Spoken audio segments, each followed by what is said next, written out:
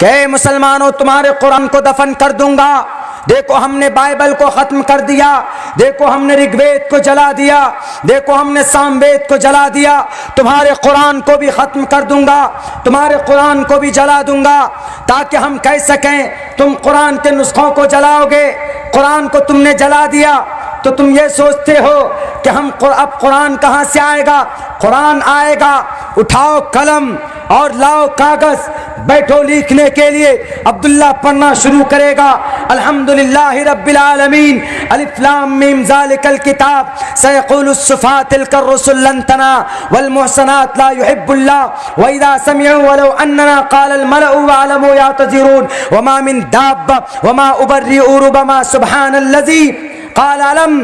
اور آگے 17 پارہ اقترب للناس قد افلح المؤمنون وقال الذي امن خلق اتل ما اوحی ومن يقنت وما لي فمن اظلم الیہ يرد حامیم قال فما خطبكم قد سمع اللہ تبارک الذی عما يتساءلون من الجنة والناس۔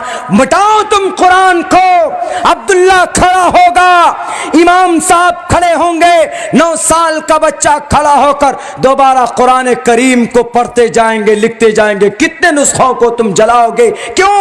الاسلام یعلو ولا یعلا، اسلام بلند ہونے کے لیے آیا ہے۔ تم جتنے قرآن پر اعتراض کرو گے، تم جتنے قرآن کو ختم کرنے کی کوشش کرو گے، اللہ تبارک و تعالیٰ اپنے افراد کو تیار کرتے رہیں گے، اتنا ہی اسلام کا بول بالا ہوگا انشاءاللہ۔ وسیم رضوی صاحب اپنے خداؤں کو جا کر بتا دینا کہ آپ قرآن کی بات کرتے ہو، قرآن کی جن آیتوں کو آپ ہٹانے کی بات کرتے ہو وہ چیز تو تمہارے ویدوں میں موجود ہے، تمہارے شاستروں میں موجود ہے، تو کیسے تم بات کرتے ہو قرآن کی؟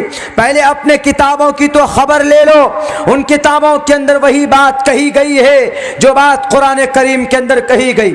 اور ایک بات یاد رکھو، وسیم رضوی اپنے ان خداؤں کو بتا دینا، اپنے ان بے ضمیر انسانوں کو بتا دینا، قرآن کریم پڑھنے پڑھانے والے آتنکواد نہیں ہوتے، قرآن پڑھ کر کوئی جہادی نہیں بنتا، قرآن پڑھ کر کوئی آتنکواد نہیں بنتا، قرآن پڑھ کر کوئی القاعدہ میں نہیں جاتا، قرآن پڑھ کر کوئی جیش محمد میں سے جا کر رشتہ نہیں بناتا، قرآن پڑھ کر کوئی ٹیررسٹ نہیں بنتا، بلکہ قرآن مدرسوں کے اندر پڑھایا جاتا ہے۔ قرآن پڑھ کر کون بنتا ہے؟ شیخ الہند بنتے ہیں، قرآن پڑھ کر مولانا ابوالکلام آزاد بنتے ہیں، قرآن پڑھ کر مولانا حفظ الرحمان سہاروی بنتے ہیں، قرآن پڑھ کر مولانا عبید اللہ سندھی بنتے ہیں، قرآن پڑھ کر شیخ الہند بنتے ہیں، قرآن پڑھ کر مولانا جعفر تھانیسری بنتے ہیں، قرآن پڑھ کر اشفاق اللہ خان بنتے ہیں، قرآن پڑھ کر بریگیڈیئر عبدالحمید بنتے ہیں،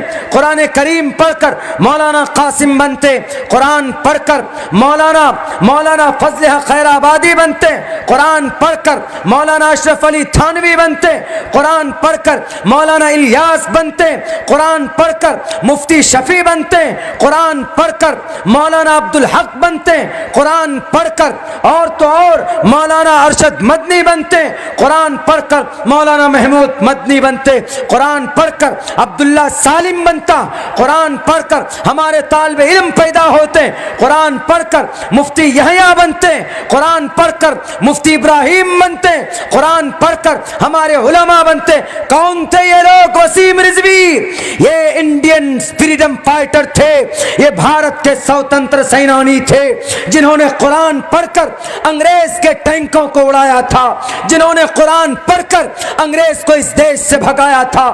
یہ قرآن پڑھنے والے تھے جنہوں نے سر پہ کفن باندھ کر انگریز کو اس دیش سے بھگانے کے لیے پوری اپنی زندگی کی قربانی پیش کی۔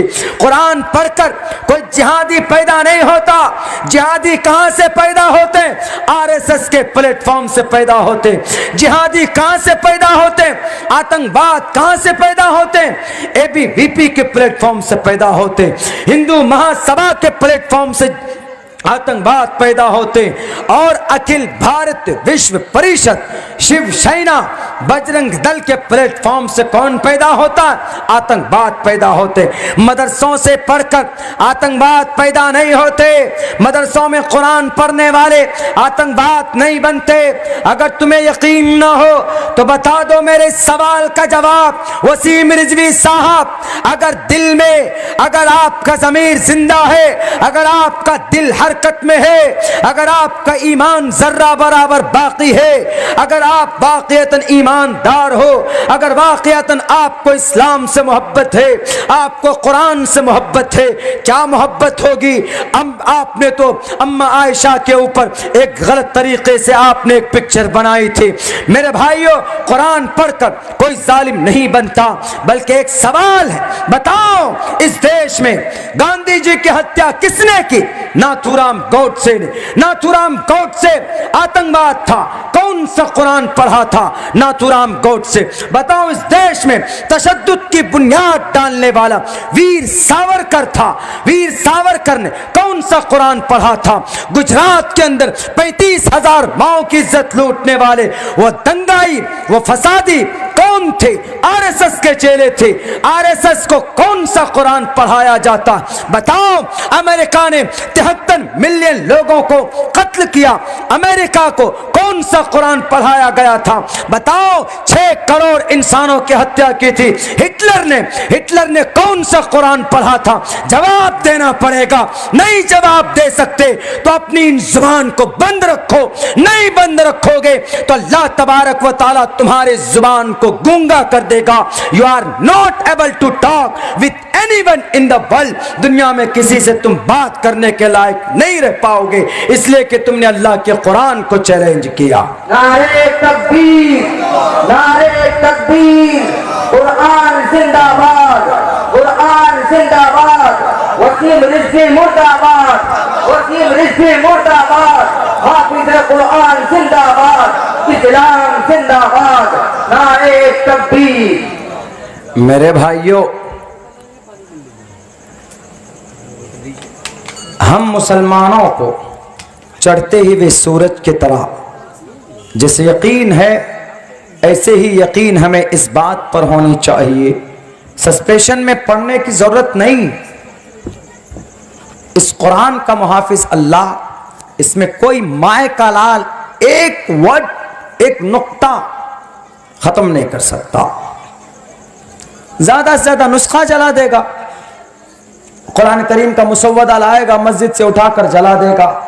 लेकिन जो कुरान हमारे सीनों में, जो कुरान हमारे हाफिज के सीनों में, जो कुरान इमाम साहब के सीने में, जो कुरान मुफ्ती साहब के सीने में, जो कुरान लोहे महफूज में, तो वो क्या होगा?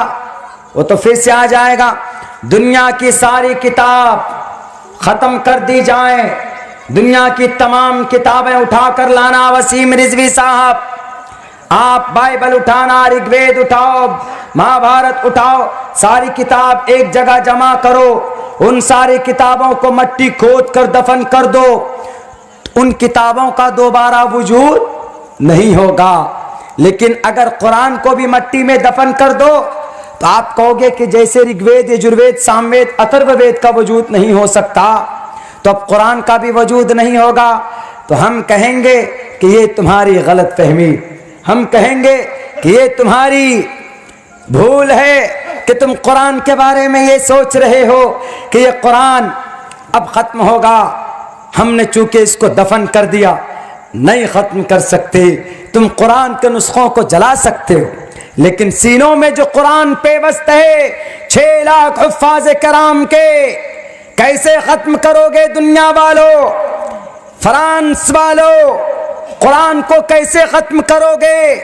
मुस्लिम के इसराइल में बैठकर दज्जाल का इंतजार करने वालों, दज्जाल आएगा और दुनिया के अंदर सबसे खतरनाक फितना अगर कोई होगा तो वह दज्जाल का फितना होगा। और दज्जाल आएंगे और दज्जाल का हामी कौन होगा? यहूदी लोग। यहूदी लोग दज्जाल के हामी होंगे। वो घुंघराले बाल, इतनी ताकत का मालिक होगा वो کہ وہ آسمان اور سورج کو جہاں چاہے گا وہیں روک دے گا. اتنی طاقت ہوگی اس کے اندر اللہ کی طرف سے. وہ کس لیے؟ مسیح دجال کو بھیجا جائے گا ہمارے اور آپ کی ایمان کی آزمائش کے لیے. وہ کہے گا آئی ایم اے گاڈ، میں خدا ہوں، میں اللہ ہوں، میں پرماتما ہوں.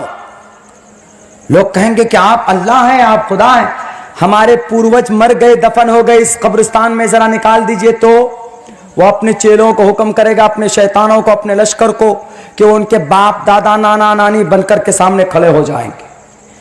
تو لوگ جو ڈھلمل ایمان والا ہوگا وہ کہے گا، وہ ریل اللہ کو بھول جائے گا، وہ اسی کو خدا ماننے لگے گا، دجال. تو یہ دجال کا ہمیں ایک لمبا چوڑا واقعہ ہے، میں کبھی کسی دن دجال کے اوپر بات کروں گا. لیکن دجال کا حامی کون؟ دجال کے حامی یہی یہودی لوگ جو قرآن کے دشمن. وسیم رضوی نہیں بول رہا، وسیم رضوی تو ایک مہرا ہے، ان کے پیچھے تو بھارت کے اندر کچھ ہے سرگنا، کچھ ایسی تنظیم ہے جو 750 سال تک مسلمانوں کی، اسلامی مسلمان بادشاہوں کی حکومت کا وہ بدلہ لینا چاہتے. میرے بھائیوں، میرے ساتھیوں، نوجوانوں، آپ کو پتا ہونا چاہیے، ایک ایک مسلمان کے بچے کو معلوم ہونا چاہیے کہ دنیا کے اندر اسلام کی تاریخ کیا، دنیا میں، بھارت میں نہیں، دنیا کے اندر اسلام کی تاریخ کیا، تاکہ کوئی ڈرانے والا پیدا ہو، تاکہ کوئی یہ کہنے والا پیدا ہو اگر آ جائے